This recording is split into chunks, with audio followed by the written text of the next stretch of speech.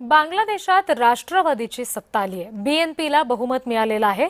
जमातला 70 पेक्षा अधिक जागा मिळालेल्या आहेत। शेख हसीना यांनी भारतात राहून हा निकाल फिरवलाय।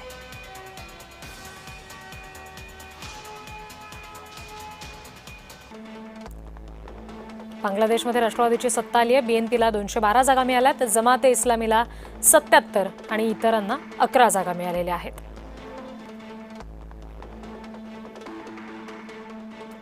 बांगलादेशात राष्ट्रवादीची सत्ता आलेली आहे।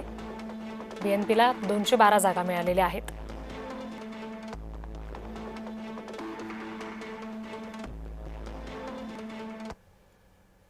या सगळ्या संदर्भात अनय जोगळेकर आणि शैलेंद्र देवळाणकर यांच्या प्रतिक्रिया आपण आता बघूयात। जमाते इस्लामीची लोकप्रियता वाढते आहे। लक्षात आल्यावर भारताने तारिक उर रहमान यांच्याशी संपर्क साधला। त्यांना देखील जमातची भीती आहेच आहे आणि त्यामुळे त्यांनी देखील भारताला प्रतिसाद दिला।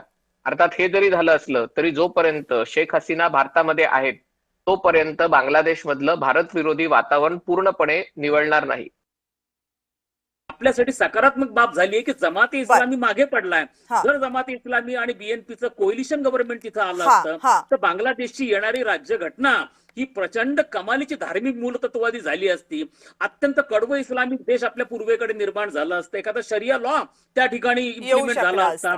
त्यामुळे आता 70 जागा त्यांना मिळाला। बीएनपी आलाय। रहमान जे आहे तारिक रहमान लंडन मध्ये राहून आले। वेस्टर्न सोसायटीचा त्यांना अनुभव आहे, त्यांच्यावरती ट्रस्ट आहे। आता या गोष्टी आपल्यासाठी आपण असं म्हणू की तुलनात्मक दृष्ट्या सकारात्मक झालेल्या आहेत।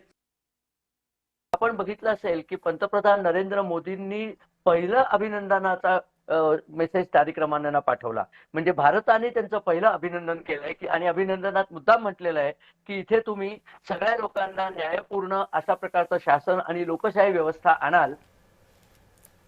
तर बांगलादेशात सत्तापालट होत असल्यासंदर्भात विश्लेषकांचं अभ्यासकांचं हे मत आपण बघितलं। बीएनपीला तिथे बहुमत मिळालेलं आहे आणि त्या पार्श्वभूमीवर आता शेख हसीना यांनी भारतात राहून हा सगळा निकाल फिरवल्याचं बोललं जात आहे। बांगलादेशात राष्ट्रवादीची सत्ता आलेली आहे। बीएनपीला 212 जागा मिळालेल्या आहेत। जमातला 70 पेक्षा अधिक जागा मिळालेल्या आहेत। त्यामुळे आता बांगलादेशात तारिक रहमान पंतप्रधान होणार हे आता बहुतेक नक्की झालंय असं म्हटलं जात आहे। तारिक रहमान नेमकं कोण आहेत आपण बघूयात ग्राफिक्सच्या माध्यमातून। बांगलादेश नॅशनलिस्ट पार्टीचे ते प्रमुख आहेत। वडील जिया उर रहमान माजी राष्ट्राध्यक्ष आहेत। आई खालिदा जिया माजी पंतप्रधान होत्या।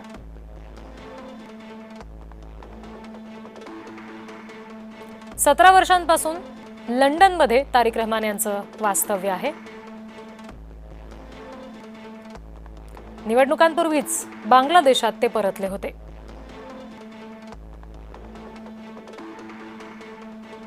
शेख हसीनांचं सरकार असताना 84 खटले दाखल केले गेले। शेख हसीनांचं सरकार जाताच सर्व 84 खटल्यातून ते निर्दोष मुक्त झाले। आईच्या निधनापासून रहमान बीएनपीच्या प्रमुखपदी आहेत।